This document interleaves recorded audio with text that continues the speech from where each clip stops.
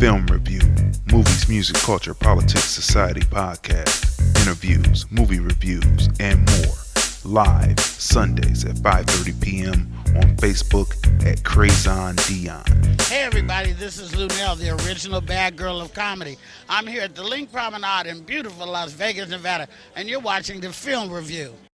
What's going on, people? What is going on, people? Do we have another great show for you today?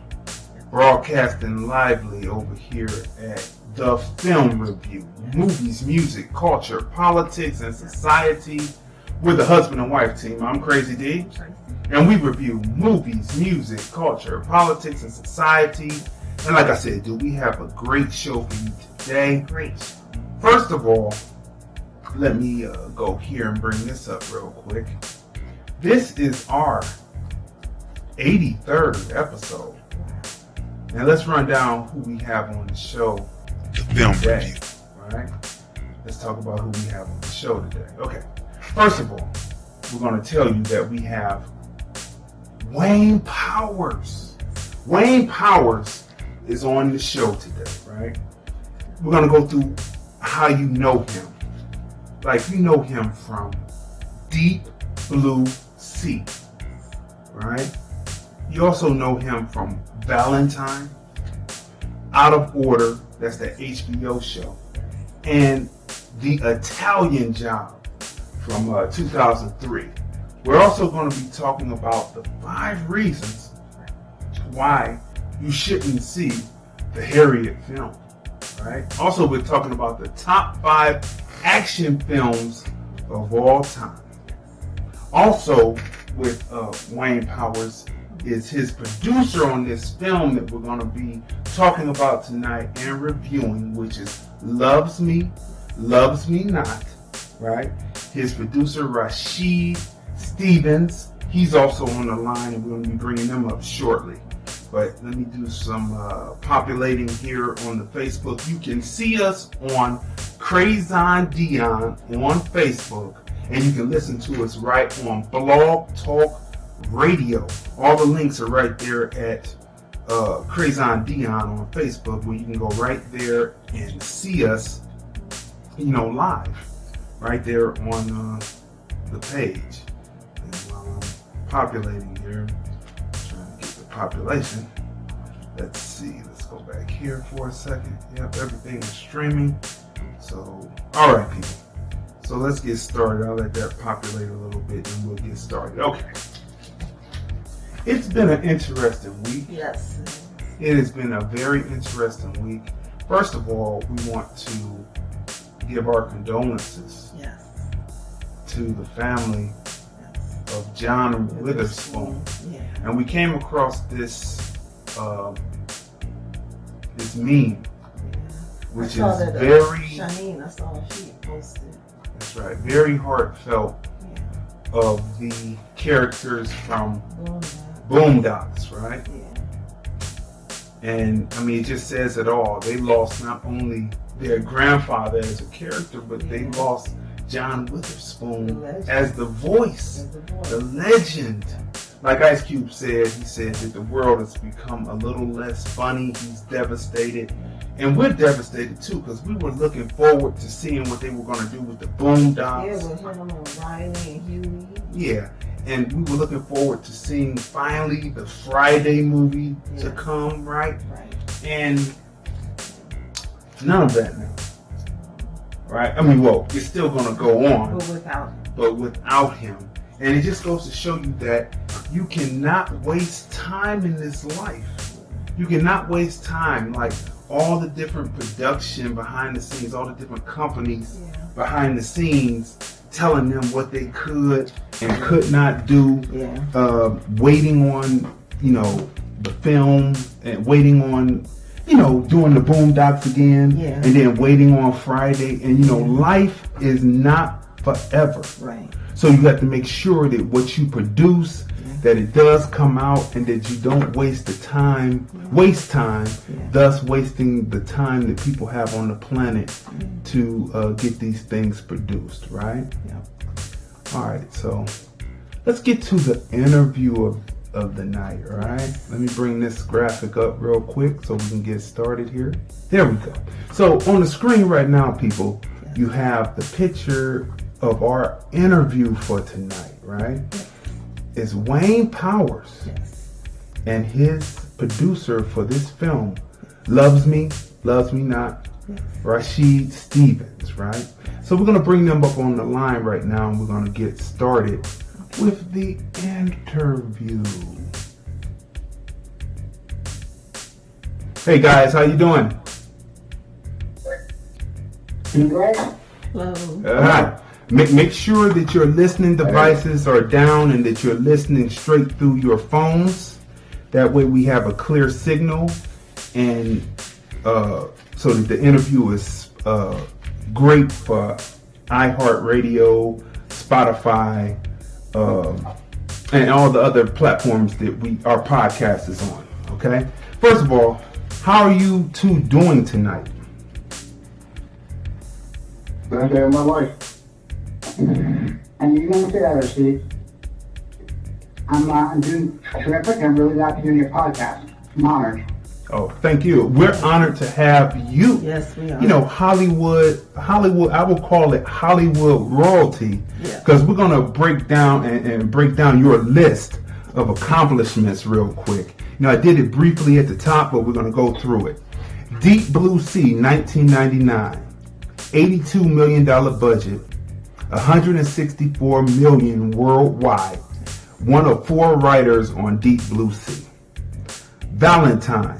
For those who remember, he had the Valentine's mask on, and he was killing up all the people who were.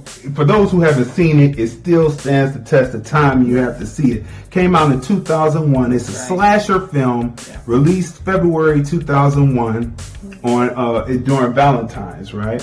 And it earned. It earned $36.7 million, and it cost $29 million to make. Then we have Out of Order, which was the 2003 miniseries on HBO, and we'll go into what it deals into. And then The Italian Job, 2003, right? $176 million, United States and Canada and worldwide. The budget was only $60 million. These are successes, right? And it's directed by F. Gary Gray. You know F. Gary Gray from Friday, Set It Off, The Negotiator, The Italian Job, A Man Apart, Be Cool, Straight Outta Compton, The Fate of the Furious, etc. Right? So we have some questions for you. But the first question, I want to go back a little bit with you, Wayne.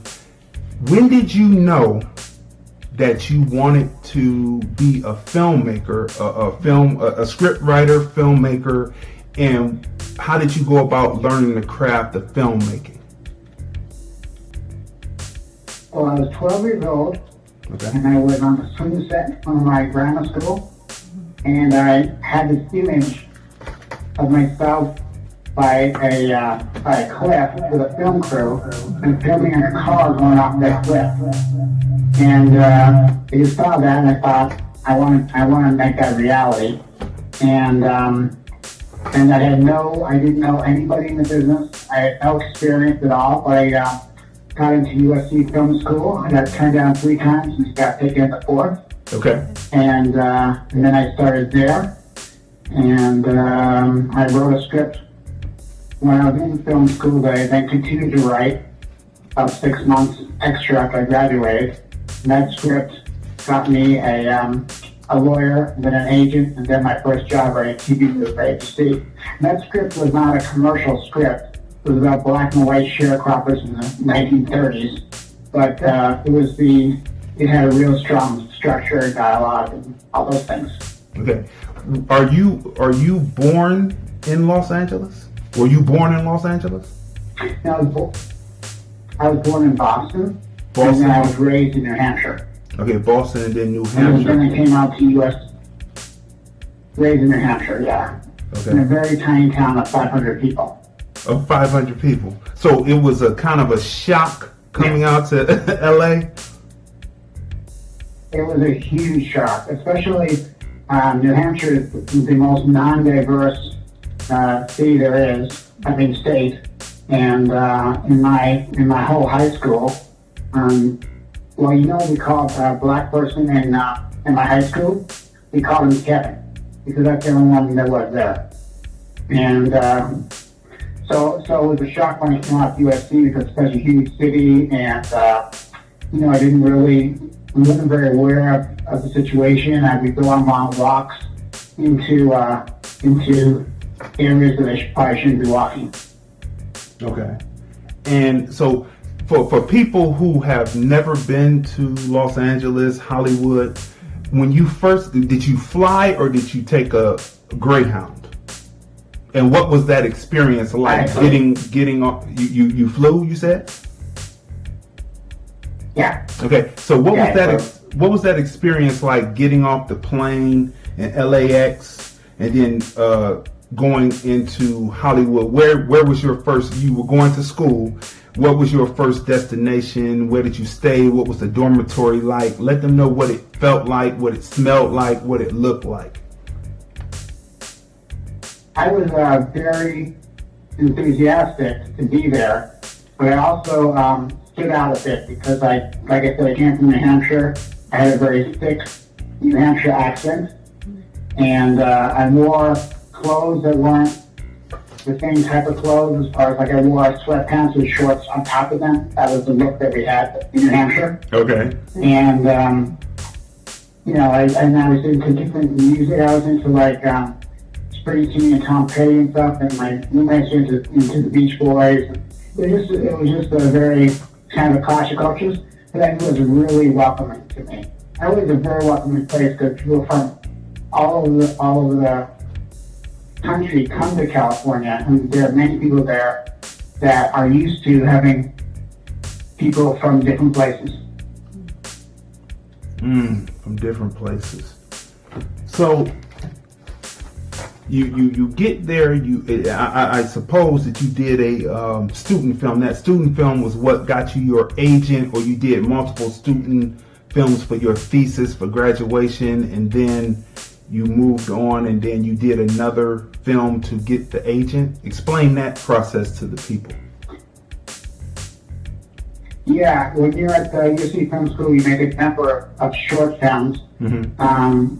My goal when I was there was to win a student Emmy, which I did. And that, however, the short film, the student makes so many real good short films. That didn't get me an agent. What got me an agent was a screenplay. And that's one thing I could stress is that if you want to get in the film industry, the best way to do it is to write a screenplay. And because it doesn't cost any amount of money to write it. And I just think that gives you opportunities. Because if you write something that you want to direct, you can insist on directing it. If you write something that you want to star in, like Rocky or Sling Blade, you just insist on it. And so that's the sort of I went. So that's the screenplay that I wrote in college was my work writing TV movies for ABC.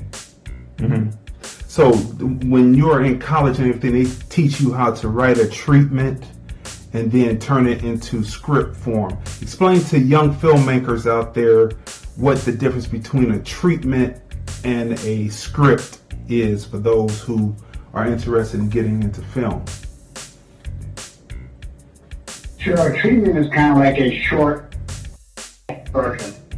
And a treatment just sort of tells you, describes every scene in paragraph form. Not much dialogue, but I think it sort of explains what happens in each scene.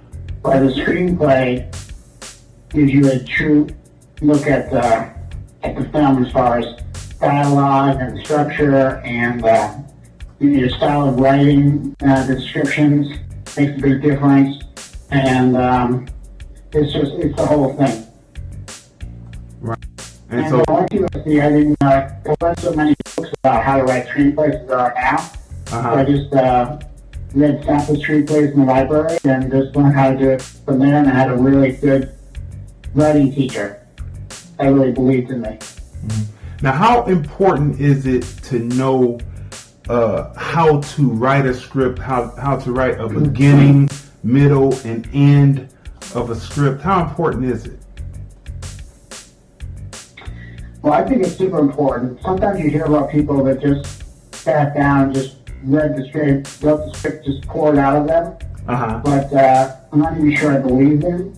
And it's really important before you begin writing that you have a real sense of what it's leading to. You know, what is the theme of the script, and who's the antagonist. You see have a big grasp of all those type of things. Mm-hmm. So, I mean, this for the people who are coming in, we are talking to Wayne Powers, Hollywood director, screenwriter, producer, making it happen in Hollywood.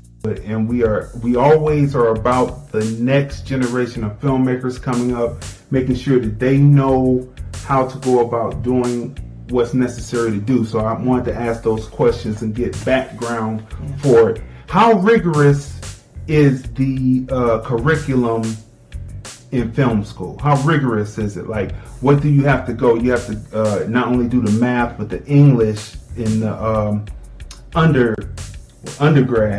But as you get into becoming go ahead. You got my drift. I was only a undergrad.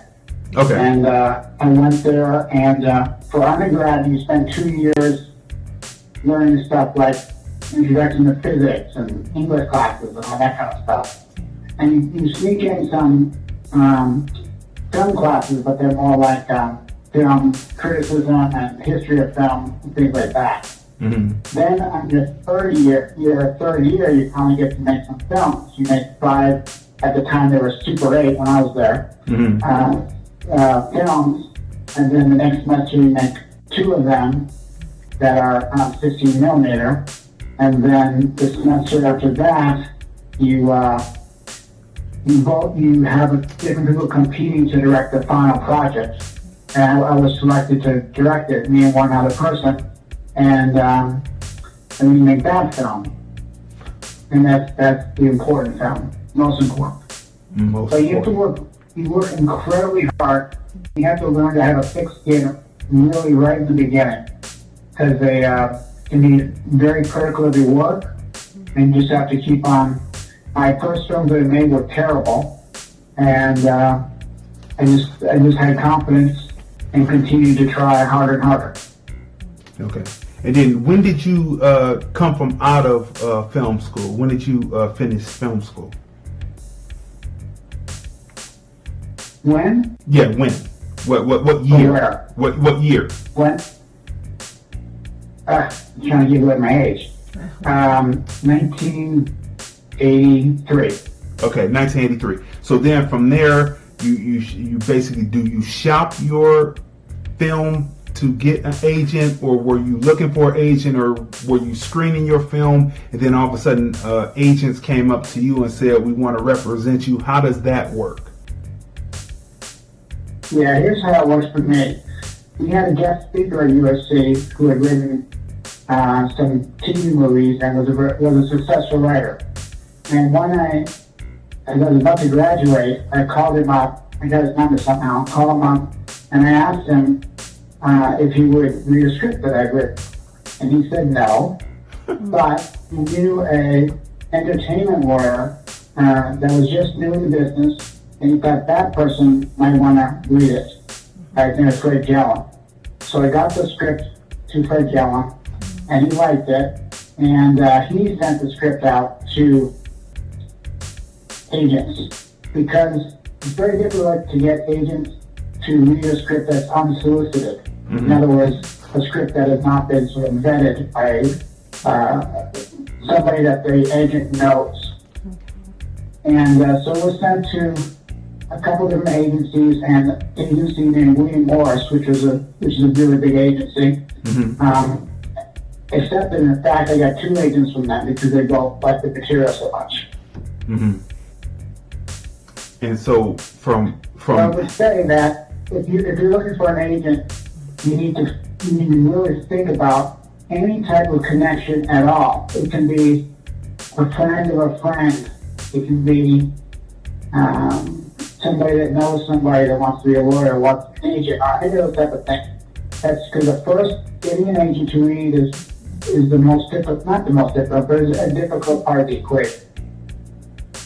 The most difficult part of the equation. So it just so happened that that person was at your film school, and that's how you were able to ask him, and then he said no, but then he gave you over to someone that was young and hungry and wanting to break into business and say, I have this young man that I brought through, and then it builds your name, builds his name, and builds, I guess, William Morris, the talent agency's name for bringing in a new talent that's very successful. Is that how that works? Yes, exactly. Exactly. That worked for me. Okay, so 83. So what happens? You start to go behind the scenes and work on different movie sets before we get to 1999, and you writing Deep Blue Sea. How did that process from 83 to 99? What are the steps that you did? What was the grind that you did to get to that point where you were assigned to write, along with 3 other writers, Deep Blue Sea? Yeah, 3 other writers, that's a different story. So what were you just talking about? It began in, my first job at 22 was writing, age 22, was writing a TV series episode, an old TV series called Attn and Lacey.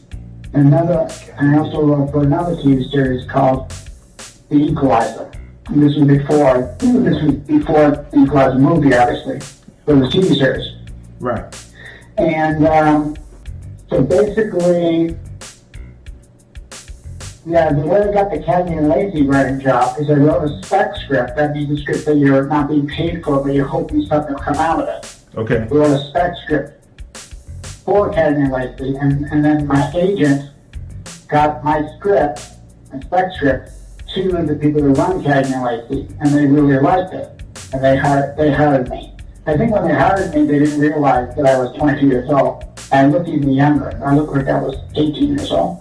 Uh-huh. And but the same thing with The Equalizer. That was a show that sort of skewed to an older audience. Mm-hmm. As main character, Edward was an older man. So they didn't when the executive producer, after they hired me, when he met me, he was like, "You're too young to write this series." But they let me, and they were very happy. That ran for 1 year. That is amazing. So then, after you moved from The Equalizer, what was the next step forward? There are still two more seasons that I did of different shows, and then I had my agent. He said to me, "Well, no, I'm sorry. So before that, so while writing those TV series, I wrote a TV movie for NBC, which was made, produced, and did a very, very high rating. And did really well. And that got me writing some other TV movies. And then my agent said to me, "Have you ever thought about writing?" Nah, I can do that backwards. Sorry. Okay. So, Before you continue, the TV series. Okay, before you continue, I just want to tell you that we want to definitely make sure that we get, because we're sitting here, we're here with you, and we want to get your history for posterity on our podcast. So that's why I'm going through the steps, and also it helps young filmmakers coming through to know what's happening. So go ahead. We're real interested. We're honored to have you on. Thank you very much. Well, I got out of film school, 22 years old, got his first job writing a TV movie, and it was a TV movie, and it didn't get made. Most things that you write don't get produced, because one thing to invest however much money into a script, but it's another thing to invest the millions and millions of dollars into a movie. So anyway, I did get one made for NBC, highly rated thing, and then that's when my agent said, "Have you considered writing for TV series?" And being naive, I said, well, I mean, isn't writing a TV movie better? He said, well, make a lot more money writing a TV series. So I went the TV series route by writing Attn Lacey, which got, and then did an Equalizer, and then 2 more seasons on different shows. And then I decided that although TV series were great to write for because you see what you wrote every day performed by the actors. Mm-hmm. Although it was great for that, it was still kind of limiting. And so I moved into features. The way I did that is I had an idea for a feature that eventually did get made. But the idea for the feature, which was what happens when a father suspects that his son may be a serial killer, or maybe it's actually the father that's crazy. Anyway, took that idea, pitched it to a producer, took it to a studio, and I got my first job writing a feature film. Okay. And so that's how that went. Then wrote some different features, none of which got made. You still get paid for them, but they don't get made. And then I was getting ones made. And my first hit one was Deep Blue Sea. Oh. Okay, so Deep Blue Sea, 1999, $82 million budget, $164 million worldwide. And I have questions because this is one of the first films where a black character in a horror film doesn't die at the beginning of the film or somewhere in the film. Samuel L. Jackson bit it, but LL Cool J lived, right? The only other one that I see that's not really credited is the Jason movie where Dudley from the Different Strokes ran his way right out of the scene and ran right into being a preacher at a church. You know, so in real life, he ran right out of the scene and he was never seen. And Jason tilted his head over and looked at him. Now, when the next following Jason films, when the black guy came up, the running didn't get him away. Jason had learned, but in that one, he turned and looked. Dudley ran right out, started the church. We want to shout out to our faithful watcher, Shanine Hicks, who gave us that information when we asked, whatever happened to Dudley? He ran right out the film, and they did that. But this one right here, LL lives, and this is the question that I have for you. Was Samuel L. Jackson's character, Russell Franklin, and LL's character, Preacher, were they written explicitly for them to be black characters, or was it something where it was a white character and they just cast Samuel L. and LL Cool J in those parts, in those roles? Yeah, it was completely on purpose. One thing is Samuel Jackson had worked with Rennie Holland previously, and they had always wanted to continue to work together. So we like to cast against type. So we like the idea of having a billionaire and the person that owned all this stuff going around it, to have that be a black person. And LL Cool J was also intended to be black, in that we wanted to make a blue-collar type of environment for Deep Blue Sea. And it just seemed perfect to have somebody that would be a chef, for example. And we intended to be a black person. We also thought if we liked the idea of having one black person be killed, and it'd be shocking because you never expect Samuel Jackson to be killed so early in the movie. And then to have one survive at the end. So was that... And LL Cool J, by the way... Okay. LL Cool J, by the way, is not only very nice, but he's very thankful because this was his first big role in anything.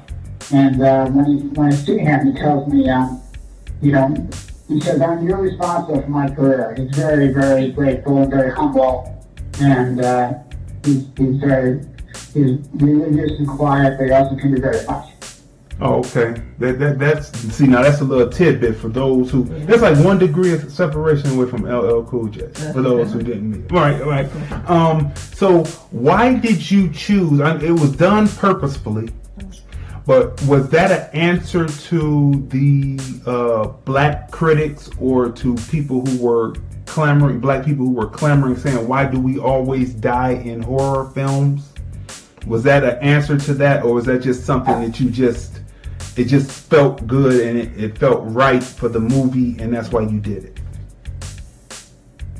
Yeah, it just felt good and it felt right. And I wasn't interested in making history with it. I just wanted it to be. I've been accustomed to casting black characters and doing TV shows like Cuba Gooding Jr.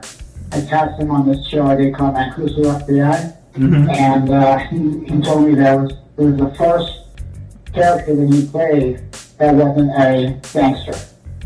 Right. And instead he was so I've been used to and accustomed to doing that. Like I said, my first spec screenplay was about black and white sharecroppers in Alabama. So I've been accustomed to writing for minorities. Mm-hmm. So and when we get to it later, I talk about how we did that in Lovesme LovesMeNot. Okay, yeah, we're gonna get there, because the next question has to do with Valentine and how you use a certain trope in Valentine and also within Lovesme LovesMeNot. So let's move on with that. Okay, so Valentine 2001, released in February, in Valentine's month. It is a Cupid masked slasher murderer who was jilted or ignored as a young adolescent, or maybe a sixth grader or junior high school or whatever, and then it comes back and you really don't know who's actually doing the killing, and you still don't know in the end, because it seemed like it needed a sequel to be able to figure out who actually did what. But tell us about the turnaround in Hollywood concerning scripts. The original writer of Gemini Man, Darren Lemke, talked of his experience of writing the original script for Gemini Man, but then his original script was what was done 10 years later. And it says within the Wikipedia that you were not the original writer chosen to do Valentine, but the studio didn't like what the original writers did, so they hired you and another person to write this script. So talk about the turnaround, because you kind of alluded to it a little bit when you said that some things don't get made. Explain how that happens in Hollywood, that someone might be assigned a writing job, but then all of a sudden someone else winds up writing the film and getting the film greenlit from off of the script. Right. On this particular one, got it kind of backwards. What happened with Valentine is that, first of all, the producer of Valentine was sitting in an airport looking at paperback books for sale, and he saw this book of Valentine, and he liked the cover of it, and he figured out that Valentine's Day was going to be on a Friday, so he thought they could make a lot of money, not looking at the book at all, but just taking its title and releasing it on Valentine's Day. And in fact, it did open really open number one. Mm-hmm. But the way, after he saw the paperback, he sent it to me, and basically I created a pitch. I pitched it to Artisan, which did Blair Witch products, and also to Warner Brothers. Artisan wanted to buy it, which they did. I was going to direct it as well. Mm-hmm. But then Artisan had lost a lot of money on a Roman Polanski film, and they had not made Blair Witch Project yet. So they were low money, and they decided not to proceed with the script that I wrote. Then it went over so they paid me not to direct it. Okay. Then it went over to Warner Brothers, and they greenlit it, so I got a bonus for that.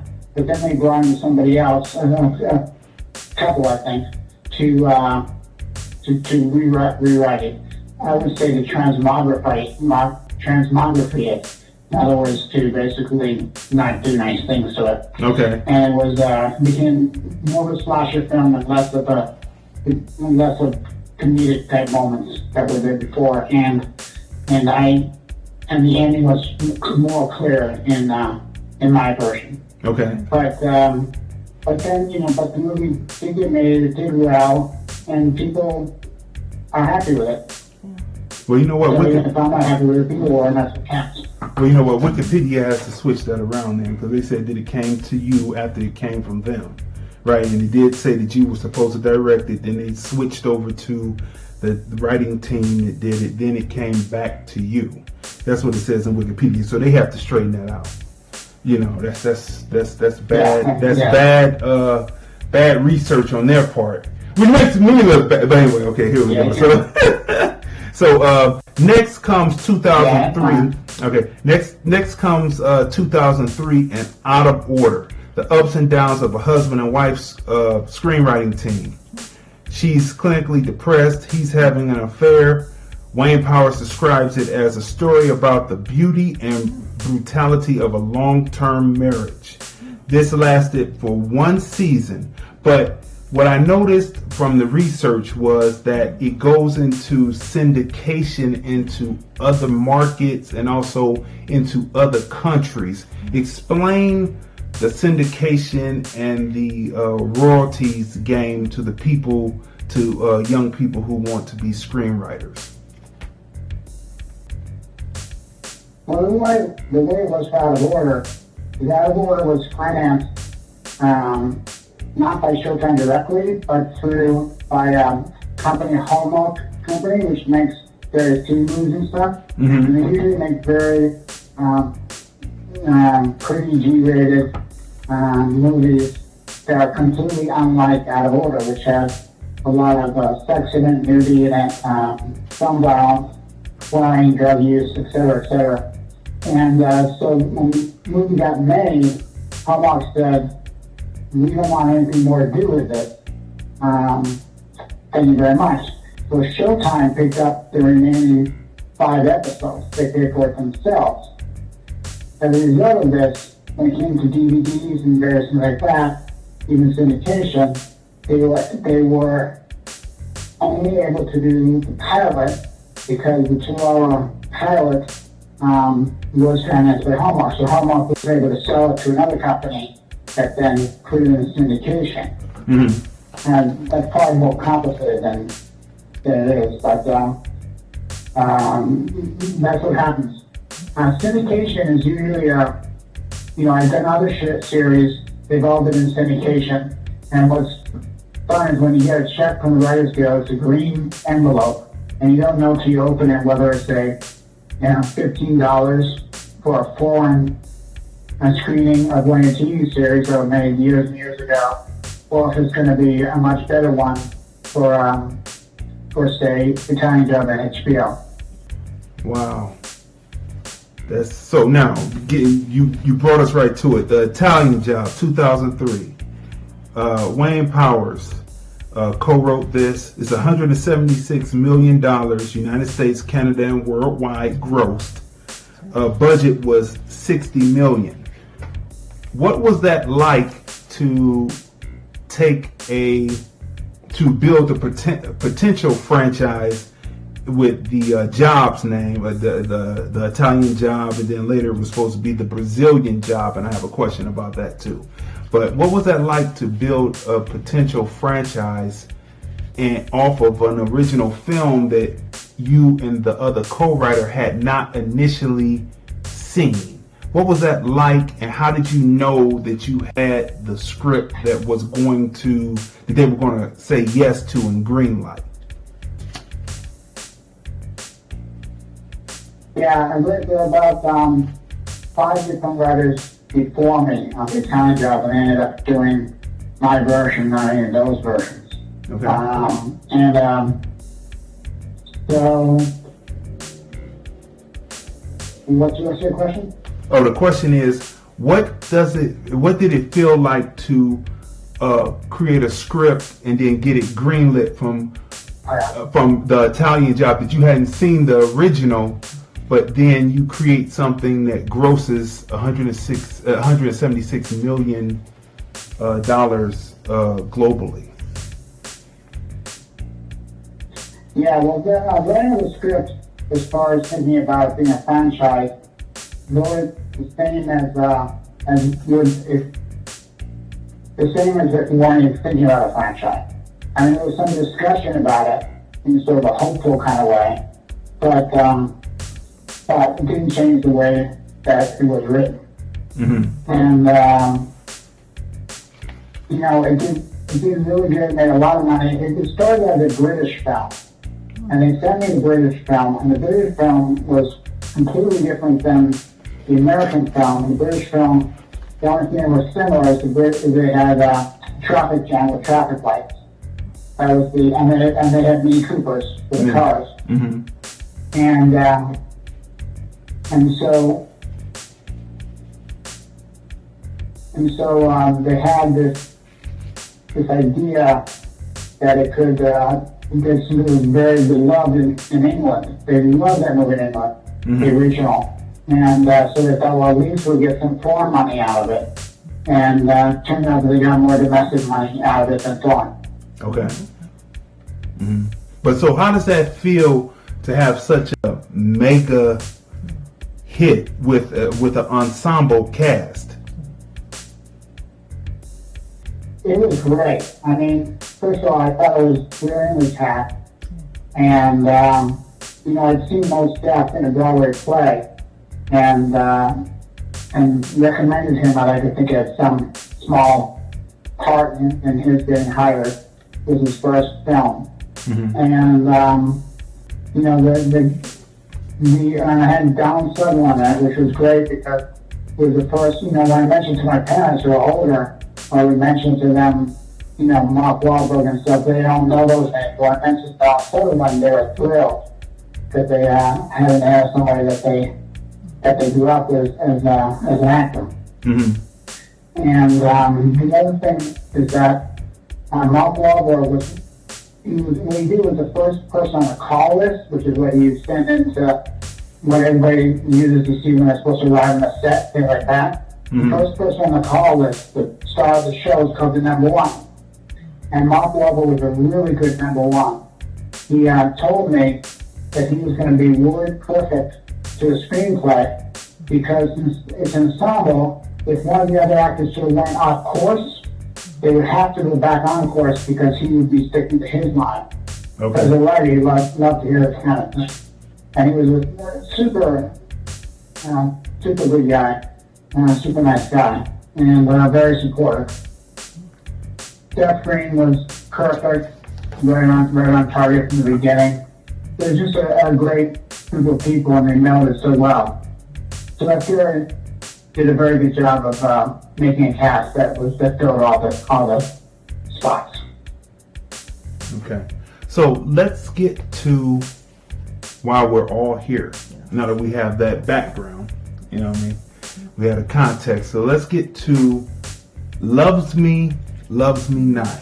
Now within the Lovesme LovesMeNot, I noticed that you use a trope that you used within Valentine, right? Which is the pulling of the daisy, loves me, or the flower, loves me not. Was that purposely, did you purposely do that to connect the two films, or is that just something that just because, of course, people use flowers to pull the petals, but did you use that to connect people back to Valentine?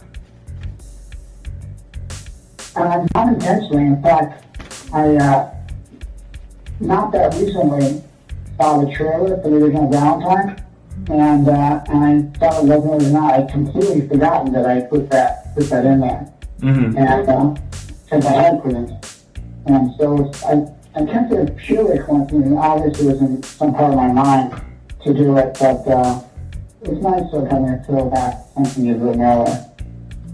Yeah. Besides breaking a 12-year hiatus, did you believe Hollywood, the world, needed a film that's this daring during the Me Too and Enough movement era?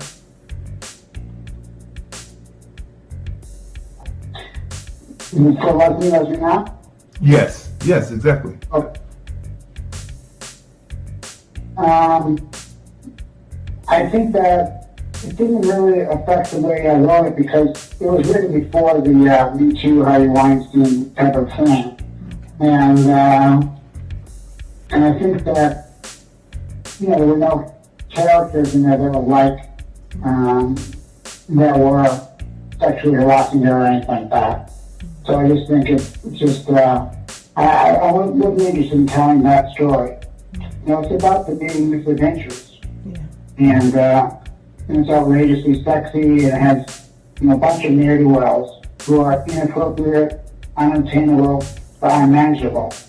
And I was really, the stories are true, and I was interested in then sort of a modern, it's sort of a cross between Looking for Mr. Goodbar, if you've seen that movie, and Sex and the City. And it's sort of between those two, and it's a dark comedy. Well, but I'm thinking more about what's behind the scenes. Like, Harvey Weinstein, he's caused a lot of damage, in my opinion, to the Hollywood structure with the women coming out now and exposing what he was doing. But how hard did you find it for the female actors to be willing to be nude within this Me Too Enough era? That's what I'm getting at more. Yeah, what I did was exactly what I did in Out of Order, which had a lot of nudity in it with Felicity Huffman, and with Kim Dickens, and with Eric Stoltz, and that kind of thing. What I first do is I describe it very clearly in the script. And I'm very clear right from the beginning when first talking to an actress on the phone or even to the agent saying, is there anything in the script that she would not be comfortable in doing? And then once you sort of accept the script for how it is, you have to have the actress sign a nudity waiver. Nudity waiver, you describe exactly what kind of nudity you're planning on having for the actress, or in another case for an actor. And they're precise about it, and they sign it, saying that they approved it. So there's a lot of sort of safety nets for the actor or actress, and we abided by them. It is, you recognize it as being a very brave thing to do in a film, and I think that, it was for some scenes in there, it was very important for me. The community had a reason to be there. Like in the breakup scene, it made her so much more vulnerable, and so I consider it to be an essential scene that has nudity in it. It happens to have nudity in it. I'm going to assume this, but you tell me if I'm wrong or not within this question here. Has digital made filmmaking easier and more affordable than when shooting on film? And definitely, it's made it a lot less expensive for a lot of different reasons. For one thing, it's the film stock, and the only danger with the digital is because it's so easy because you're not spending money on the film, because the digital is essentially very cheap. You tend to take many extra takes or something, and that can be more time consuming and that kind of stuff. But I think that digital, in my film wouldn't have been possible to shoot on film. It would be much more expensive, and everything about digital has become more impressive. And at first you could tell films that were shot on digital, but now I think it can be very difficult to tell in comparison with film. It's one thing, I'm a film connoisseur. I just watch films all the time. We watch films, and the grain, like we went to go see and we reviewed Gemini Man, coming back to that reference again. And what was missing out of Gemini Man, in my opinion, was the grain. the grain was missing in the film. Like, you know, it was almost as if you were looking at the original 1080p, even though it was 4K. But it looked like you were looking at the original 1080p that Sony created, where it was just crystal clear imaging, and it was like you were there because it was in 3D. That was fine. But the grain is missing. Do you miss the grain, or in your editing process, do you add the grain in as an artificial effect to give the film more? Yeah, you do add. Yeah, I miss the grain. I mean, I think that sort of 1970s look is sort of superior because there's something about it that makes you realize that it's a film, and not just looking through a window. Mm-hmm. You're looking a place that can be gritty, and just I think it's very, very good. So my preference would be that, but what you do is they have different modes in the computer when you're cutting the film, so you can add grain to it, and it's become very close to being the real thing. Mm-hmm. Yeah, because I noticed that in your film, you had areas that were like on the swing, it was clear, but then at the same time, I saw areas where there was grain, which gave the scene more. I'm going to use the wrong word here, but to me, it was more gravitas because it kind of threw you back to a period of when grain was king, so to speak. Yeah, absolutely. There's certain things, there are times in the movie you intentionally add more grain than in other times, and it sort of symbolizes, to me, a more documentary feel to it, Mm-hmm. a more reality feeling to it. Mm-hmm. And also what you do is you choose a different setting for the grain.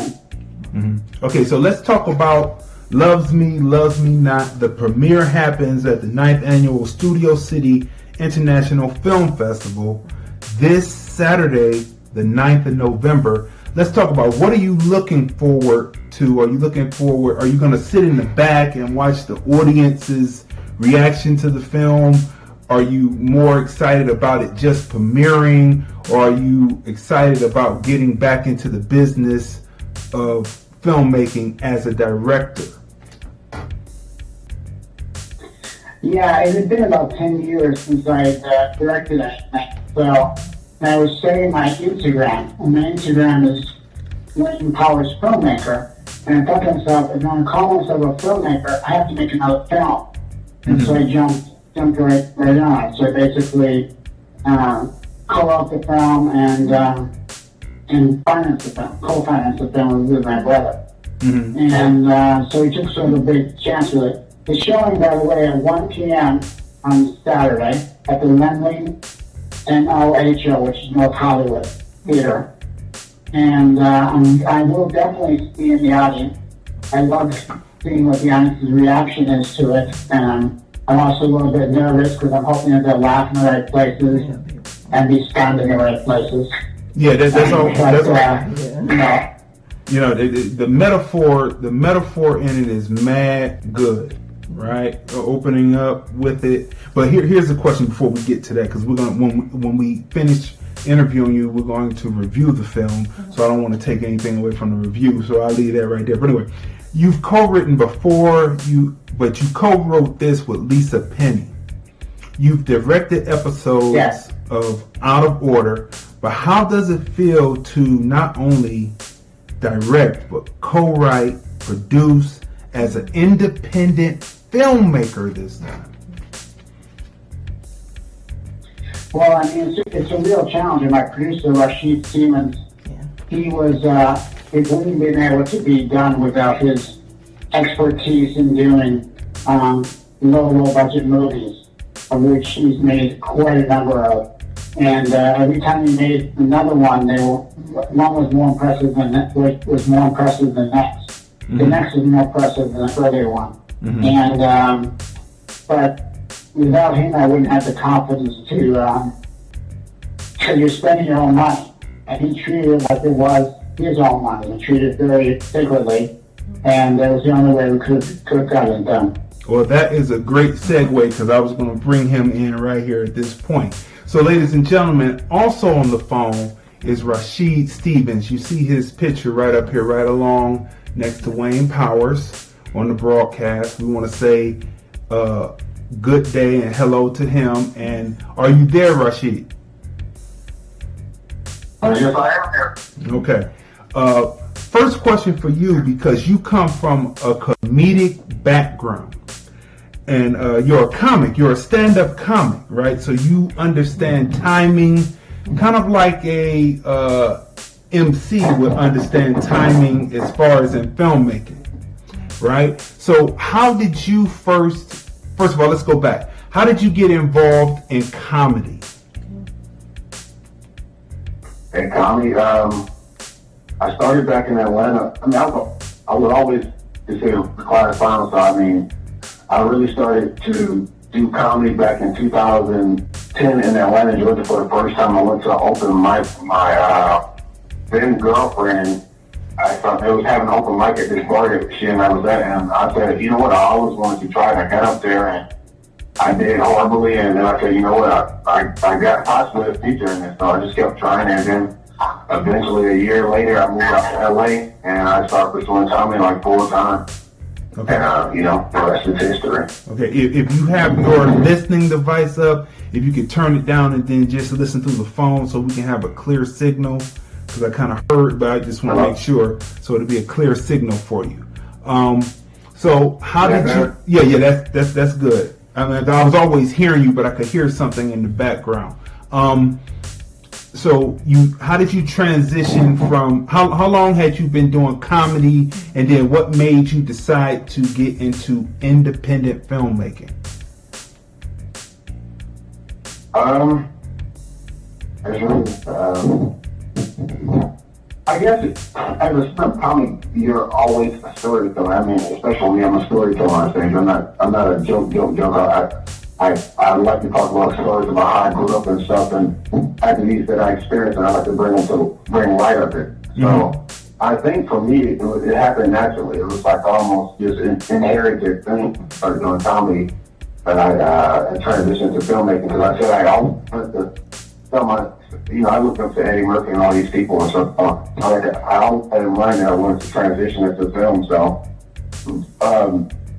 it's funny. I met Wayne 2 years in 2019. Okay. 2014 and 15. I always had this in my mind. I was at an open mic one day, and he was saying he was a filmmaker, and it kind of almost just gave me that epiphany moment. I was like, you know what? So I started talking to him about films and stuff, and it inspired me to write my own, so I didn't have any prior experience about writing scripts. So what I would do, I would sneak inside LA Film School on Sunset Boulevard. I met a couple students that would go there, and I would sneak in the library and read those scripts. And I would use those scripts to start learning, use them as templates to learn how to write my own scripts. So I would do that every day for like 6 months. So I just started writing scripts on my own, and as I was doing comedy at nighttime and during the daytime, in between work, I would sneak inside LA Film School and write scripts. So that's how it all kind of started. That was the foundation of it. And I knew I didn't, as an actor, because I started doing some acting too. I knew I didn't like to. At this particular time, it's much better now. But when I first got here, you had all these scripts that, for actors like me and filmmakers, that would perpetuate stereotypes. So I knew, being a conscious man that I am, I didn't want to do that. So I was like, I want to control my own narrative. Okay. So, being a hustler I am, growing up in the hood, I was always resourceful. So I just started gathering all my resources from the filmmakers I met at LA Film School. And I started saying, let's put things together and start making our own films and stuff. So that's how it all begun. Mm-hmm. So are you originally from Atlanta? Oh, go ahead, Wayne. Rashid also cast me in one of his films in a stereotypical way. I was the white pimp. White pimp. So are you originally from Atlanta, Rashid? Yes, I was born and raised there. Okay, so what was the transition like leaving Atlanta, which is basically Chocolate City, and landing in Los Angeles? It was quite an interesting transition. I moved out here. I drove my car. My 2001 Hyundai Sonata, and I drove out here basically on an adrenaline of dreams with no money. So I ended up spending my first year and a half in Los Angeles homeless, living in my car. And I was like, my thing is, if you love anything unconditionally, it don't matter if you don't let anything or any kind of hurdle or get in your way. So it was like, that car was just only temporary. I had that in my mind, say, you know what, this is only a temporary phase. So I was always protecting. I would get up at 4 a.m. in the morning and go out there searching for my dreams, looking for work, trying to find who to connect with, trying to find auditions, trying to find open mics. So I was always constantly on my grind. But it was a tough road, but if I could go back, I would change it because it definitely helped who I am today. Mm-hmm. Now, Sunset Boulevard, right? Sunset Boulevard is such an interesting street in Los Angeles. It's, I mean, just the smell of it. I mean, like when I describe Sunset, when I describe being there and being 1 block away from Hollywood Boulevard and all that, and the way I describe it to people, I always look for it to be in film. And when I see the grittiness of films, I'm like, they're capturing not only what it looks like, but what it smells like. That's why I always ask people, what does it smell like? What did it look like? How does it feel? Being there and living from out of your car, and I know that you frequented Sunset quite often because that's like within the hub of everything.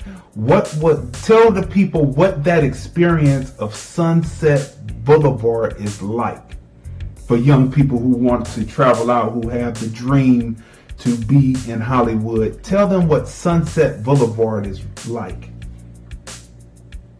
It depends on what part of Sunset Boulevard you on. So, I mean, the smell could be like homeless shit up to like flowers. So you got various of smells. So as far as like the scenic is magical. It's definitely magical. It's a magical, mystical place. You get to meet so many people. You never know who you run into. I run into everybody and their mother on Sunset Boulevard. I met I think I saw everybody on Sunset Boulevard because you got all the comedy clubs, a lot of comedy clubs there on the western part of Sunset Boulevard. Then on more the eastern side, you got more of like the artsy districts or the actors hang out at and stuff. Or the mid part of it, you see a lot of agents. And so, it's a magical place. It's like everything. It's very magical. Mm-hmm. Like going on a yellow brick road and you just seeing everything and everyone and experiencing everything. So I definitely love Sunset Boulevard. It starts out a yellow brick road, but then it starts to get a little more dingy. And the first, but okay, so what was Loves Me Not? What was the casting like? And being that you were the producer, because the producer, we learned at film school, that the producer is the person that goes out there and gets everything basically free, right? Locations, get the people to feed the people for free. We're going to give you credit in the film. Free. We're going to try to get it. So as the producer and Wayne as the filmmaker and Rashid as the producer, what was the casting like, and how did you pull the behind the scenes together to make this group a family enough to deliver this excellent film that you have? So a great advantage of having Rashid was that we had the whole network of black people in behind the film. So we had two black co-producers, a black executive producer, hairstylist, set directors. It was a very diverse crew of both the front and behind the camera, which was important to me. Mm-hmm. Okay. That was definitely a very diverse set, and and it was good for this because Wayne was definitely open to everything. So it was a great collaboration between here and I, because we definitely put in front and behind the camera. You had it looked like what the world looked like. It was definitely a representation of what the world should be too. I mean, how it should be treated as far as we're talking about economics and stuff. So and hiring on film sets, because we had up to white women to so yeah, it was enjoyable. Mm-hmm. And yeah, so diversity is very important to to both of us. We had in the film, we had a wheel-bound person that was really played by a wheel-bound person. And we had the main character as a black best friend, about the black baby, a child, a black child. We had a Russian lesbian, a Iranian. This kept it very much like A transgender. Yeah. Asian transgender. Transgender. There we go. No. Because what I felt like in reality, Malibu, which the film takes place, is only 4% non-white. So I decided to make a film that was not the way the things are, but the way things should be. And it was more like Los Angeles itself, as opposed to Malibu when it came to minority casting. But I didn't care. It's not reality. I love when you said that it was diverse, but I usually use multiculturalism and multicultural, and this is why because that when you look up the definition of what diverse really means, it means for every 5 black people, there's 1 white person to patrol them. So that's what diverse or diversity means in actuality. I know people use it in a different way because there's a connotative and a denotative meaning, but in actuality it means for every 5 black people there's 1 white person to patrol. It came from the slave codes. But so that I always say multiculturalism, but I get what you're saying, and I appreciate the heart in which that you two men are doing this film, right? So so the next question to you is, how did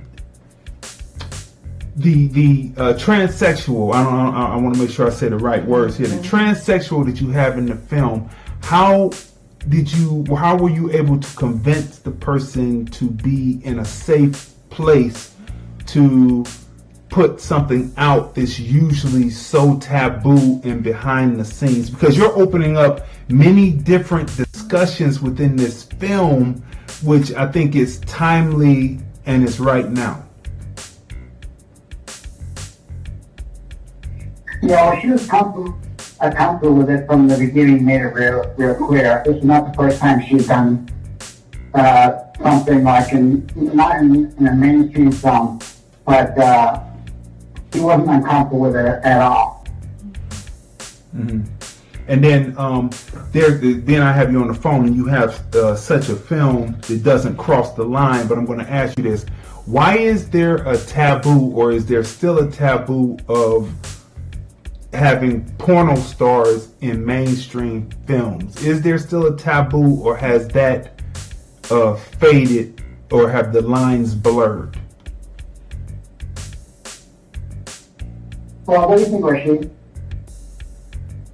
Oh, I think in my opinion, I feel that there is slicing a little bit of it, but it's not as much as it used to be. Because, I mean, with the new wave of social media and stuff, it's allowing a door for everybody to be included and stuff, even though we're still fighting. So I don't think it's as taboo as it used to be, but I think that's what I love about this generation and stuff. There's so much stuff that is more welcome that it wasn't welcome before and stuff. So I definitely think it has grown tremendously, but it still needs more work. But I mean, yeah, that's my opinion. Yeah, I don't think it's as taboo as it used to be. I mean, because I always thought, I said that if the person can act, have them cross over, or is it something where people that actors or actresses took offense to people crossing over to mainstream film? Is that what it was, or did the directors think that the directors in porn are no good or whatever, and that's why it hadn't crossed until around this time here? What's the thinking? What was the psychology back then? I think Wayne, you will be able to answer that more for me from a perspective. Yeah, I think that I didn't know that she had done pornography until well after she was passed.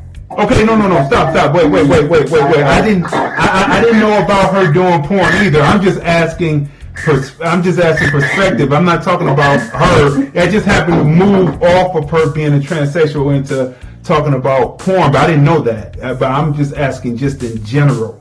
I'm not trying to put any aspersion on anything because I didn't know. I really didn't. So, but I just wanted to know what the perspective was back then on why a porn star could not cross over. Well, I think that, like what she was saying, I think that has changed over time. I think that there have been examples like a Steven Soderbergh movie recently that had a porn star as the lead in it. And I think I think the show was talented. I think a lot of the porn stars would not be good because they're just not good actors at all. But when they're good actors, then who cares what they've done in the past? Okay. In my opinion. Okay. You know what? Can I add on? Yeah, go ahead. Wayne just gave me a great segue. I actually think now, with porn stars, especially and with media and stuff, it actually is kind of helpful to some independent filmmakers or sometimes even big filmmakers because now, if you remember, porn used to be controlled by, you had a studio, but now you have people that make home videos and stuff and they become very lucrative and they get huge following. So now you got people like producers and stuff that want to bring people when they got followers.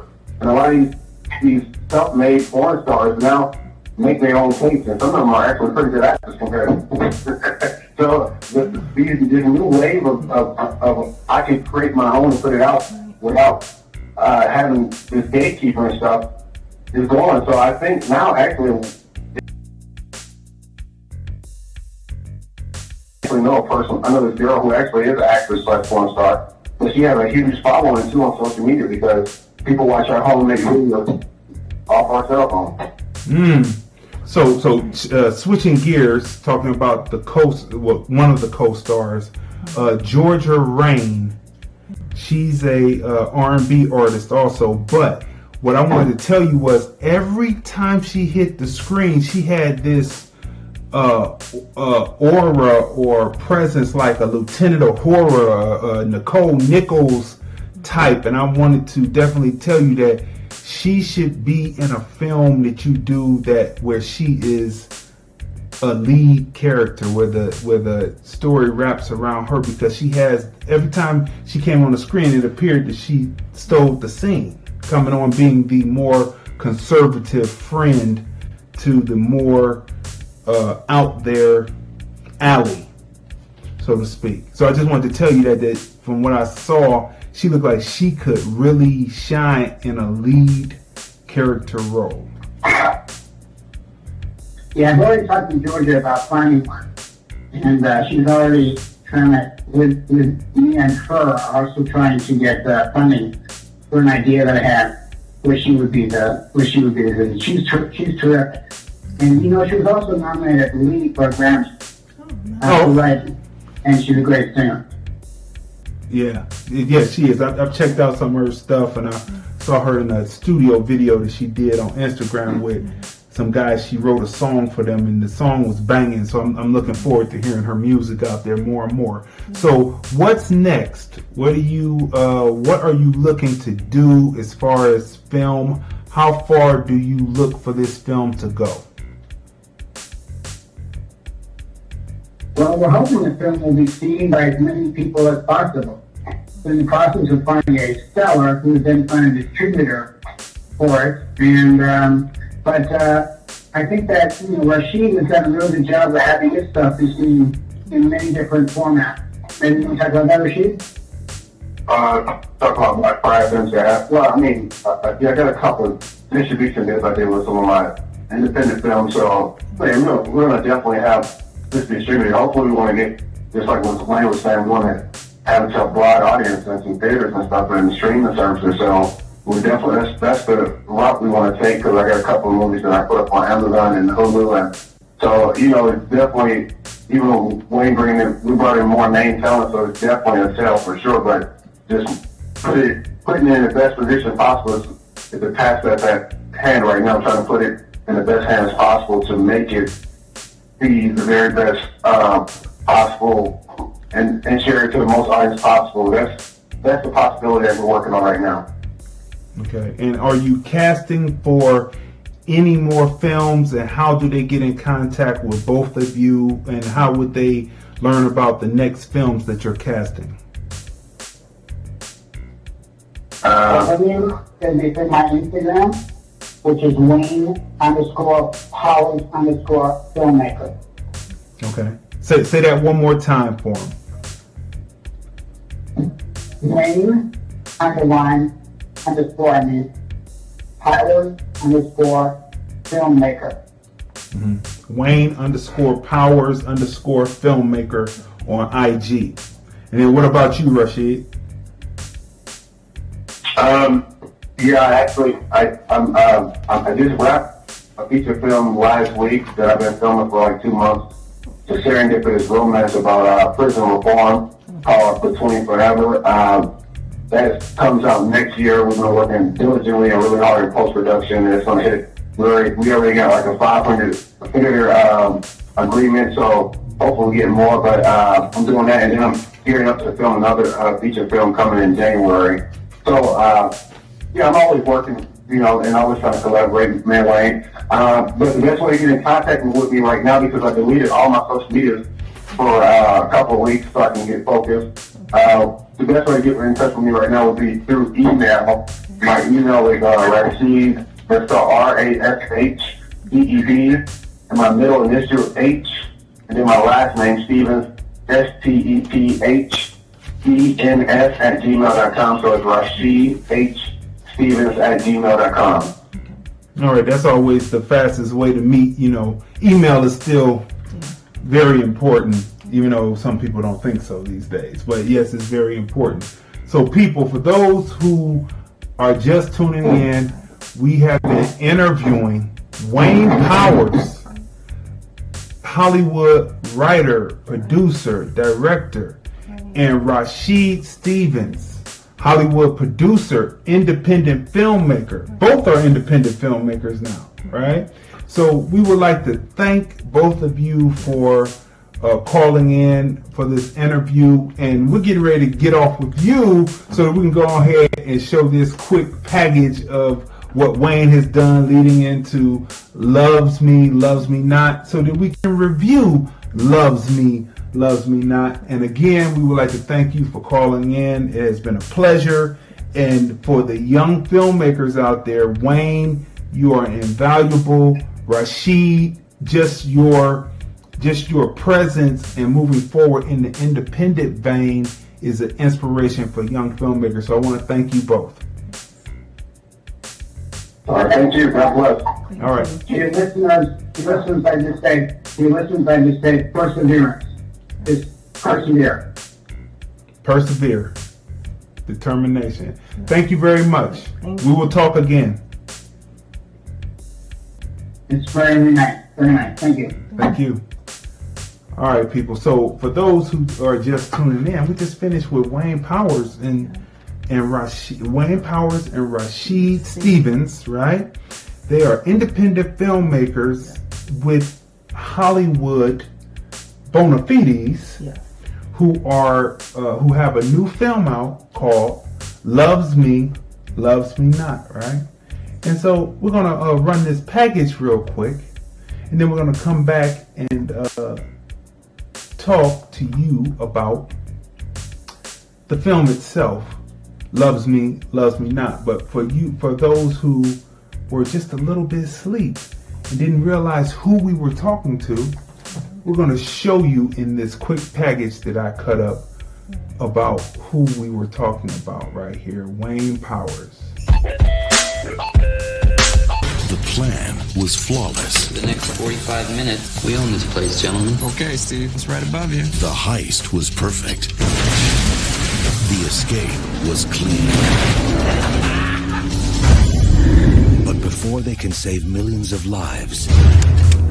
Tell me I didn't see that. They recognize that gun. It's impossible. Sharks do not swim backwards. They can't. They'll have to find a way to save their own. Inside the mind of the perfect father, things aren't always so perfect. Happy Thanksgiving.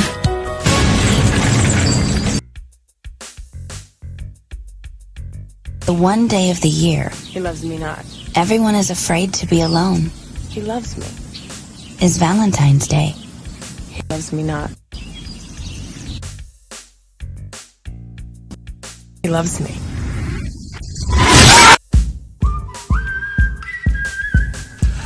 Loves me. Loves me not. Hi, Mom. I spent another day with that guy I was telling you about, and I think this one's a keeper.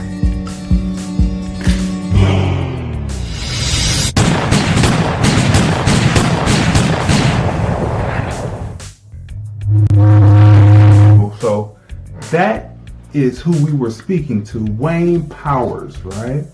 And the film that he has out, produced by Rashid Stevens, as I bring the logo up here so you can see it, is called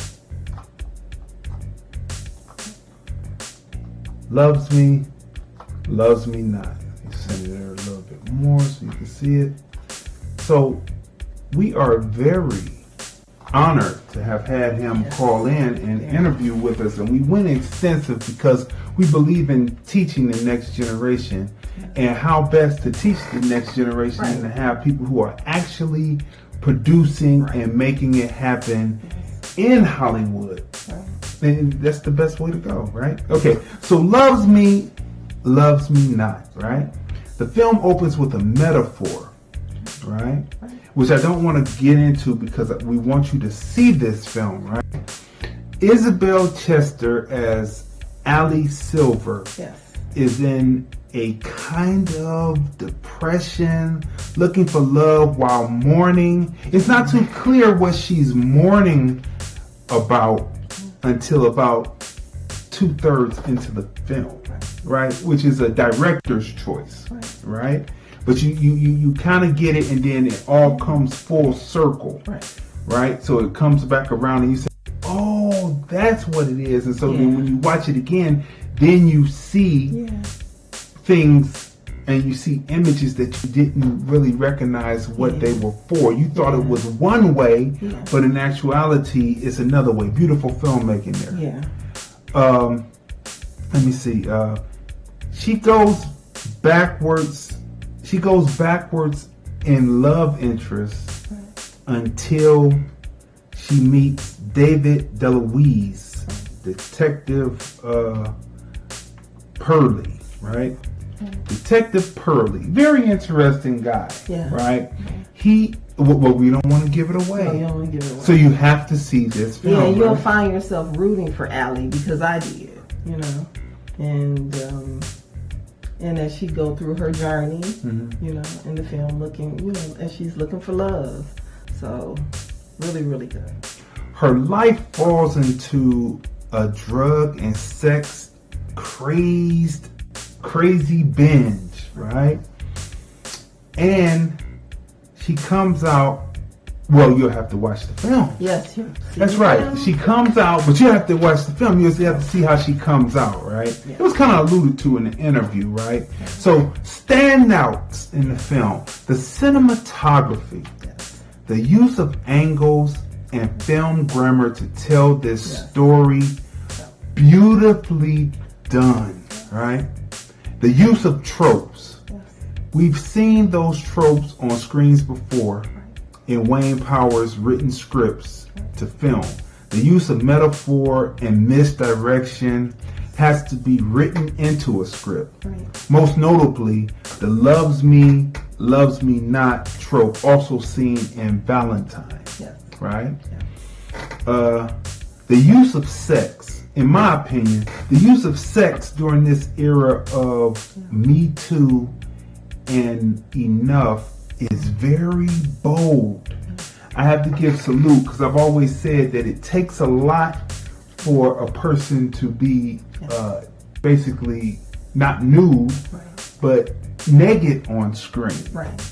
Right. So it takes a lot for the person to do that. So there's a salute to that, and I think that it's a smash in the mouth of all of this anti-male. I would say that it's now it's an anti-male they don't want to see the male perspective. So it's an anti-male perspective out there. They accept it from the female perspective, but not from the male perspective. So I believe that Loves Me, Loves Me Not moves counter to that. Now, plus it was well done. Yeah. It went along with the storyline and the script, and it made sense, and it was well placed. Yeah, it wasn't gratuitous. Right. It wasn't like, oh, let's see some see some breasts. It was well done. It went along with the storyline. Went along with the storyline. Yeah, it was tastefully done. Tastefully done. Surrealism in certain scenes. The film not only gives you the tropes that you're used to through Wayne Powers, but it also brings a surrealism. There's a movie out called Mulholland Drive, and it's very surreal. And in the images, there's a scene that continues on as Allie continues to go further and further down into her psychosis, right? And there's something that happens within the scene that it's good. It's good. I have to give much credit to that. All of this, the surreal scenes are happening in Allie's mind, right? This is not actually, if someone was to walk up to her, this would only have been happening in her mind if that happened. But the way it was, there's a beach scene, there's a hallway scene, there's a couple of more scenes, and then it comes up. There's a song on there called Septic Shock that kind of throws you back to the 80s, but it's a good song, Septic Shock, I mean, I dig it. Another standout, Georgia Rain stands out. She's, like I told them on the phone, a Lieutenant O'Hora, Nicole Nichols vibe. She stands out. She steals the scene as the conservative. She still scenes as the conservative friend within the piece. Now, here's what it is, and most people are not necessarily conscious of this, but there is, we always look for films and we look, are there racist tropes or what we call bigoted tropes within the film? And unfortunately, there is one. The trope, the bigoted trope that comes within this film is black people as the beings who disturb a white person's groove. And there's a scene in it that turns very detrimental for the white person, but it's like the people are set in this setting and you're like, I don't know if they would actually be there, in that setting, but here they are, and it kind of throws this person off their groove.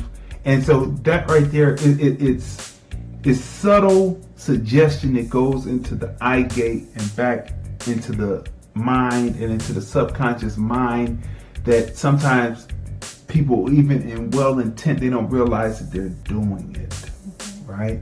We see that a lot.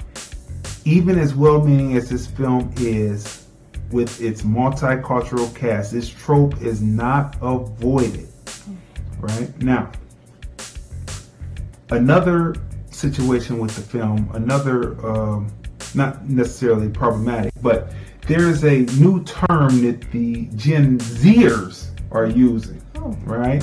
And it's called boomer, right? So anything that the Zers, when their parents tell them, oh, you don't know about that, they will use the term, all right, boomer, right, to represent that it's a baby boomer. Now, you don't even have to be a baby boomer, but if you're telling them, oh, this is something that, we don't know that, okay, boomer, that's something that we don't need to know, right? So, the film, to me, looking at it, is a film for baby boomers. It's a film by baby boomers for Gen Xers, right? Okay. It's 90s pacing in this world of microwave. So it's 90s pacing in film, right? In this 90s, in this world, this 2019 world of microwave. it may appear slow motion with its dedication to detail, because there is dedication to detail of angles, and that's what makes it very unique, right?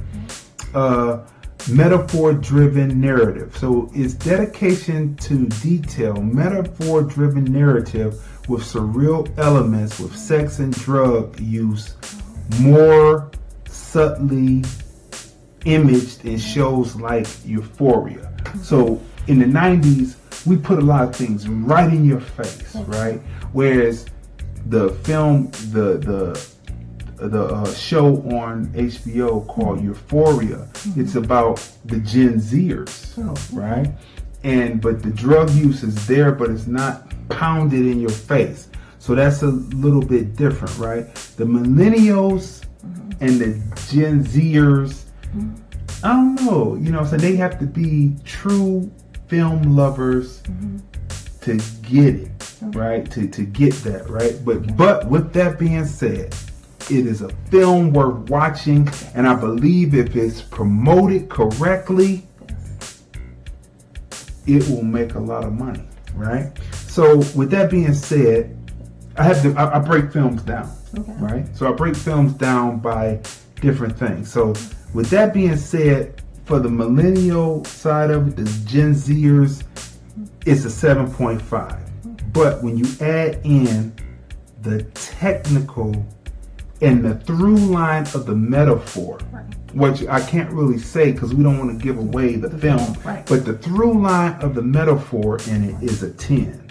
So when you take 7.5, you take 10 for technical use. I'm talking about the angles, the use of detail, and the through line, which is 10. It averages out to a 9.2. So it's a 9.2 film right here on the film review. So it is well worth seeing. You will be entertained and see Loves Me, Loves Me Not. And we had a reverse interview, so we got to keep moving now because we only got a few minutes, right? All right, people. So that's Loves Me, Loves Me Not, the official review by The Film Review, Movies, Music, Culture, Politics, and Society, right?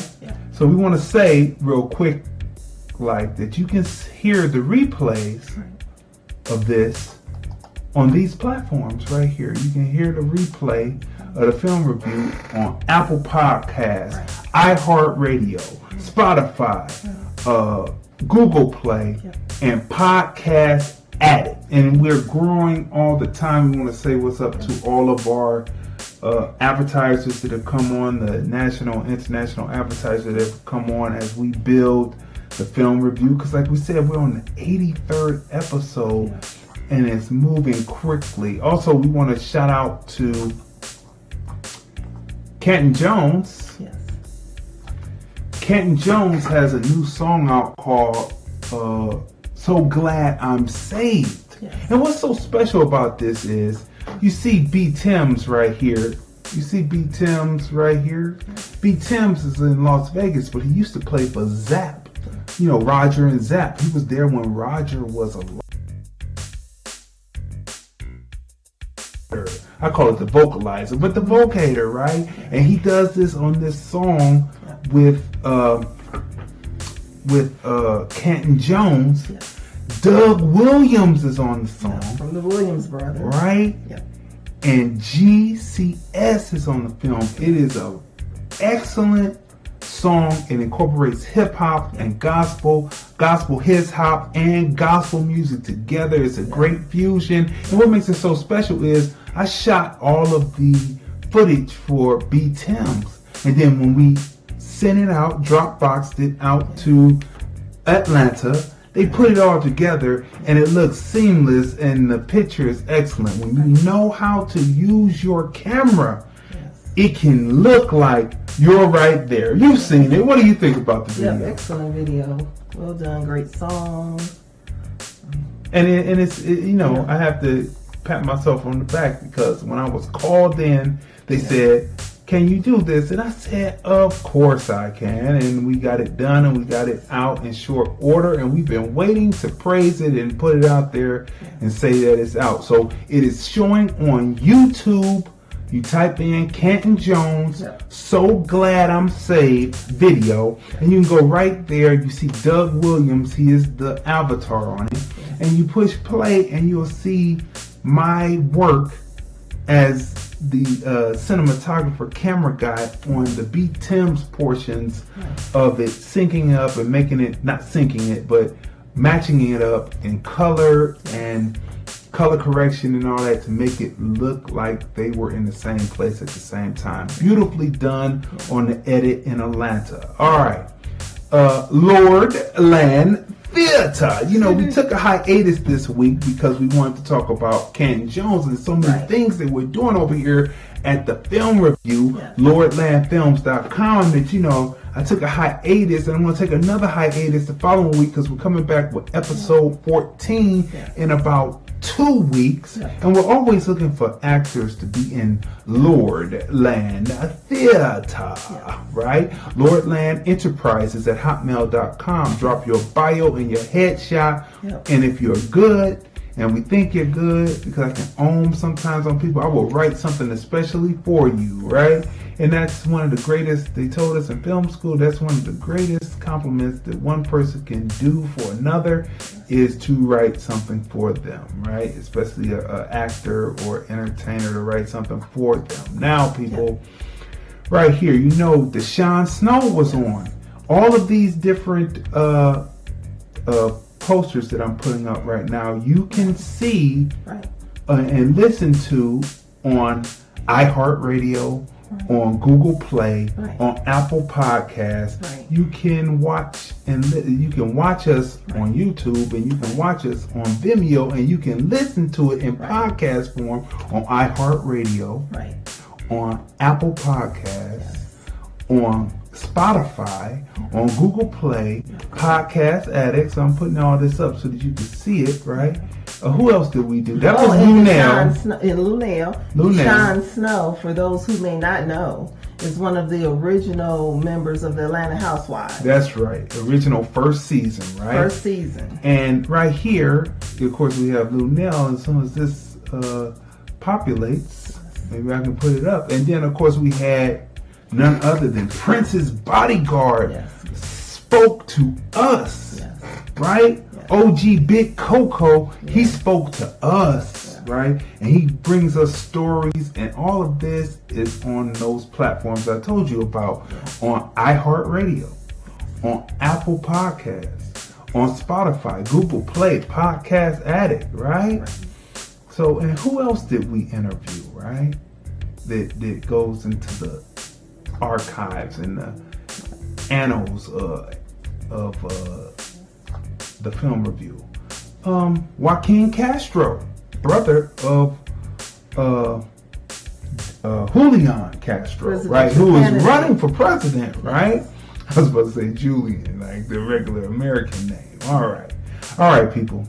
So look, we are coming now to the top 5 reasons why you should not be watching. You should not go see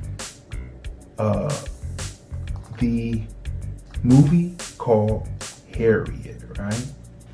So this is very important here to start with. I've noticed that, you know, I have affinity for the Deltas because I've told this story before and we don't have time to tell it now, but the Deltas actually hired me as I was a DJ because, you know, usually I was being on the college campus, I was hired by the frats, the fraternities.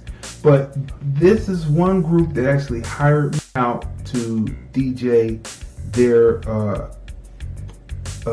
anniversary. I forget what they call it, but they just celebrated their centennial in 2013, right?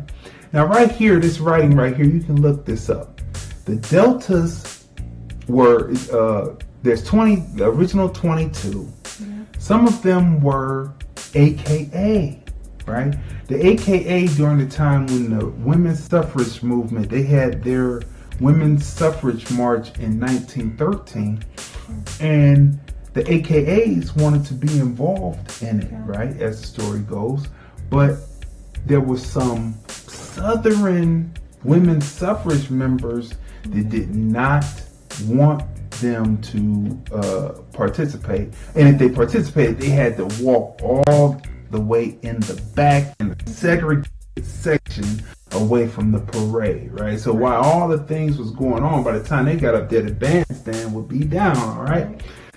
So the AKA said, well, we're not doing it. Right. So members of the AKA broke away and they started their own sorority called Delta Sigma Theta, right? And they walked in it. But when you read this, you can Google this. Google the 1913 Women's Suffrage March, Delta Sigma Theta. Google that, and this article will come up and you will be able to read this. But in the article, it says that Ida B. Wells, Ida B. Wells down here, Ida B. Wells said that she was not walking in the march to be in the back because aren't we women? Right. Sojourner Truth said that. Aren't I a woman? Right? Why do I have to walk in the back of something? Right? Which leads us to what's going on right now with this debacle. Right? This movie that's really a debacle, right? And let me drop this down here as we talk about this. This movie is it's really crazy. The Harriet movie, right? I'm gonna let this go. The Harriet movie came out in theaters, and we went to go see it because we have to review it, right?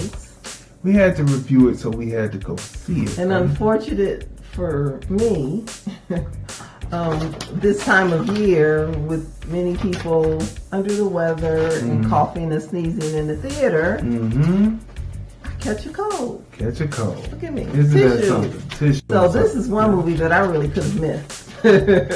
For many different reasons. For many different reasons. Okay, so the top 5 reasons not to see this film. Number 5, which I'm going to come back, I'm going to wrap this around back to the deltas in a second when I get to number 1. Number 5, script, right? In 2015, Viola Davis was set to star in and produce a Harriet biopic. For some reason, it didn't happen, and now this woman, Cynthia Erivo, who is Igbo. Look up Igbo. Igbo. Is she? Yes, she is. Oh. That's right. She's Igbo, right? She's from a tribe of people who are Igbo, right? Igbo were the slave traders in Africa. They were black who enslaved people who they felt were lowly of them, and also sold them to the Dutch, to the English, to the French, to the So when the Mid-Atlantic slave trade happened, the Igbo were involved, and they would sometimes, most of the time, they would bury their slaves alive with them to go over to the other side. Kind of like some Egyptian shit. Some of the Egyptians would have like riches and stuff. They took actual living beings, they buried them alive with the dead person. And they also sold slaves. So she comes from that, right? So she's cast in this, right? And she has tweets. You can go to afropunk.com and read the different tweets about Akata. We want you to look that up. Akata, Akata, right? Retweets, right? Retweets and comments on those tweets, right? Akata, making fun of the Black American English dialect, right? Looking down, but at the same time, the people who help you are the people that you're trying to look down on, huh? Psychological damage to young. Number 4. Top 5 reasons is psychological damage to young black boys, black girls, black men, black girls, because it is an anti-black male theme. How is it that it's a story about slavery and the most brutalist act is done by a black man? Right. The whites are standing around talking about brutality, but when you actually see brutality in it, it's like an anti-black man thing, right? Number 3, the filmmaking was below B. It was a D. cinematography isn't there. All she's doing throughout the majority, 2/3 of the film, is running back and forth on the screen. I mean, it's not good. The scenes where the person should be emotional, which comes to direction, is not there. Number two, the acting, which comes number two, the acting is not up to the level of Oscar award-winning caliber. If anyone tries to put this woman up here to try to say that this is an Oscar-winning caliber performance, no. All right. I mean, they can do it all day, but they'd be just pretty much like spitting in your face, spitting in Black Americans, ADOS, Foundation on America's African style beings on this planet. They'd be spitting in your face, right? Number one, the most important reason why you should not see Harriet is Comcast is the company that is distributing Harriet.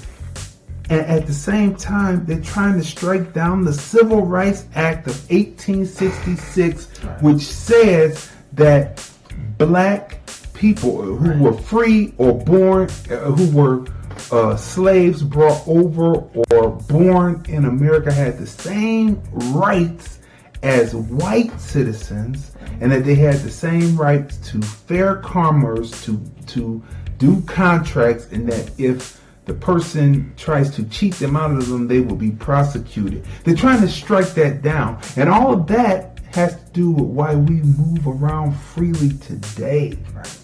Right? And how many of you think that that's a strange thing to be happening, that you distribute a film about one of our heroes, but yet you're trying to strike down the Civil Rights Act that makes it possible for us to move in fair, that led to the 1964 Civil Rights Act, 1965 Voter Rights Act, 1968 Fair Housing Act, and all those acts had to be done because they were not enforcing the 1866. Right, which affects all the other groups because they're all attached to the civil rights. That's right. So it affects everyone. And see, so that's what people don't seem to realize. Like all the different groups, if they are able to strike down what they do to, are able to strike down our rights as black people in America, then they're going to take your rights. Yeah, because it's all attached to the civil rights bill. Right? It's all attached, right? So those are the top 5 reasons why you should not go see Harriet. Number one, most important. And so that gets back to the Deltas, right? The Deltas are having screenings of Harriet, right? And they're celebrating the fact that they were in this women's suffrage situation that they always vote. I'm seeing these different memes. But why would you support screening a film when in actuality the Comcast CEO, CFO, and COO should all be relieved of their jobs for trying to dismantle the 1866 Civil Rights Act that protects all of us, because they want to get it Byron Allen, so there will be no more Byron Allen, right? Which is also, Trump is attached also, right? That's right. So for all of these people that's running behind to see this film and they say they're anti-Trump, well, guess who's behind and working with Comcast? That's right. You're anti-Trump. You're anti-Trump, but you're going to see Harriet, and Trump is tied in to Comcast, and Comcast distributes Harriet. Can we start getting a little smarter out here? Just a little smarter. Can we just use a little bit of intellect? And stop being fooled just because they throw somebody in front of you that has black skin. Let's stop being stupid. Let's stop being stupid. Now, for all the people, maybe you have not seen this meme, so we will put it up for you, right? Right here, this meme describes it perfectly of what's going on, right? And so many people are calling a boycott on Comcast, because Comcast owns NBC, which means they own MSNBC. So while they're talking about the big liberal agenda, they're trying to strip away what's going on. So we're gonna leave that up there. You know what, we can, and before we wrap it up, I wouldn't be surprised if, because Trump loves to tweet. So it would just be so hilarious and really a slap in the face that he tweets, for all of you that say you don't love me, you sure did go out and support Harriet. So it's just like, it's crazy. I mean, it's just like, we got to get on the same page at some time. And then they like, oh, we're so against Trump. But yeah, you supported. You're supporting this, and the Trump DOJ wrote an amicus brief. Right. They're going to get 10 minutes in front of the Supreme Court on November 19th. He's right? November 13th. Right. They're going to have 10 minutes. They're working with Comcast. Comcast's going to have 20 minutes. Byron Allen's lawyers is only going to have 30 minutes. Right. He's already won his case in the appellate courts. They didn't want to hear about his business. They wanted to take up the 1866 Civil Rights Act. Right. Number one reason why you shouldn't see this film, why you should stop supporting this film, why it should go down in flames. Right. It's because of that. And please, period. And for all freedom, your freedom, right? Or are you so dumb? And it is freedom, right? And let's not be a hypocrite and talk about Trump on one hand, but yet support this film because he's working with Comcast, and Comcast distributes this film. So we're gonna leave this up for you to read. But we had a topic for tonight: the top 5 action films of all time. Right. My top 5, starting at number 5, is Fast 5. That's where they introduced The Rock as Hobbs. It came out in 2011. Okay. Number 4 is Mad Max 1981. Right? Okay. I was 11 or 12 years old when this came out, and the pace that the director George Miller did directing in the edit, making the velocity of the cars seemed like it was fast, and the destruction that was happening in the film, great action. Number 3, Blade, Wesley Snipes, 1998. He is a daywalker named Blade who is wiping out the vampire population. Beautifully done. It was shot low key, and the music of the time coming up there in 1998, they had that house soundtrack going, that club music going, right? It was just a movie of its time. It's a masterpiece. Number 2, Spider-Man Into the Spider-Verse 2018, Miles Morales, Shameik Moore, right? It is a cartoon, but the action in it, when he first meets Spider-Man and he's trying to save him, I mean, that keeps you on the edge of your seat, right? And number one of my top all-time action films is Enter the Dragon by Bruce Lee, right? John Saxon, and of course our person who passed, Jim Kelly. Jim Kelly, that was just bad. See, that's another example of a film where the black man died. He punches him and he finds out he has a stick. But anyway, if you've never seen these films, let's go through them again. Enter the Dragon, number 1. Spider-Man Into the Spider-Verse, number 3. Blade, number 4. Mad Max, The Road Warrior, 1981. That's Mad Max 2 now. And Fast 5, where they introduced Hobbs, The Rock, Dwayne Johnson as Hobbs' character, and it turns from just a speed film into more of a heist, car-driven masterpiece. You have to see these films. So that's my top 5. Do you have your top 5? Yes. What's your top 5? Number 1. Okay, so I have I Am Legend. I Am Legend. Yeah. Blade, number 2. That's number 2? Yes. Okay. Equalizer 1. Equalizer 1. That's Denzel Washington. He was kicking butt. He was. Yeah. Suicide Squad. Not only an action, but also DC Comics. Yes. And Panther. How could I miss out on Panther? Yes. That was an action and also Marvel Comics. Yes. Greatly done. Next time we'll see Panther come back as 2022. Yes. Will it be the same? Will the Civil Rights Act of 1866 still be in existence after they hear it on November 13th and then rule on it and put out the ruling sometime? I don't know if they take their hiatus and their recess. They may come back and rule on it in June of 2020, just before the election. Come on, people. Wake up. Man, they playing chess, not checkers. They are playing chess, not checkers. Do not go support the Harriet film, because it's like we're supporting our own treatment and our own disenfranchisement in America. It's ridiculous. Like, why would you go fund that? So people need to catch up. They need to know what's happening. They need to know all the time what's happening. They need to be somewhat on the same page. It's not 1,000 or 10,000 pages away, but 1 or 2 pages either way, ahead or behind, but somewhere right there on that page, right? You have to be on that page to know what's going on, right?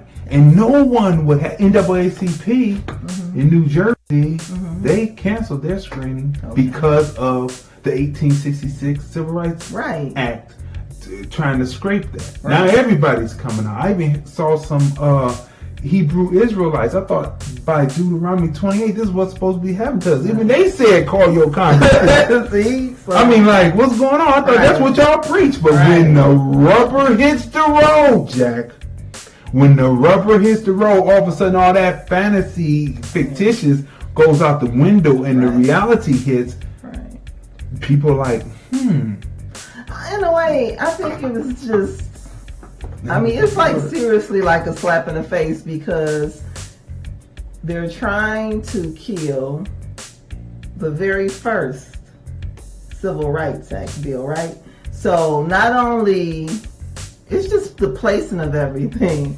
Not only are they trying to kill the bill, right? Then at the same time, see, this is the Chester plan. So at the same time, they're going to release Harriet, right? Comcast, right? So then when you watch the film, they made the enemy in the film is a black man, right? So it's just it's some kind of sick love interest between the slave master's son and Harriet. And they have this actress, right, who has retweeted and made comments about Black Americans, right?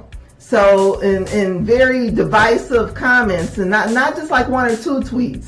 Like, these are like years of tweets, right? They have years of tweets where she has all of this like animosity towards African Americans, and these are the people who helped you. And they got a group called Voltron. I mean, Voltron. And then so it's just like, it's the way it's all laid out and happening at the same time. It's just, just a slap in the face. So, people, let's put it together real quick. 1865, the bill was passed in the Senate, but Andrew Jackson vetoed it. Who's Andrew Jackson? He's the Indian killer. But actually, the Indians he was killing in Florida was actually black, right? He kills it. They come back the following year, and they, by a 2/3 majority, override his veto. Whose head bust is up in the White House right now? Who does Trump have in the White House right now? On one of his back areas, you can see when he speaks from the Oval Office, Andrew Jackson. Let's put it together, people. And these people they say, they say they hate Trump, but they're all rushing to go see the film. And we got to go, people, because we are out of time. You've been watching the film review, movies, music, culture, politics, and society. We're the husband and wife team. I'm Crazy D. Tracy. And we'll see you next time on the Film Review. The Film Review, movies, music, culture, politics, society podcast, interviews, movie reviews, and more. Live Sundays at 5:30 p.m. on Facebook at Crazon Dion. Hey everybody, this is Lunell, the original bad girl of comedy. I'm here at the Link Promenade in beautiful Las Vegas, Nevada, and you're watching the Film Review.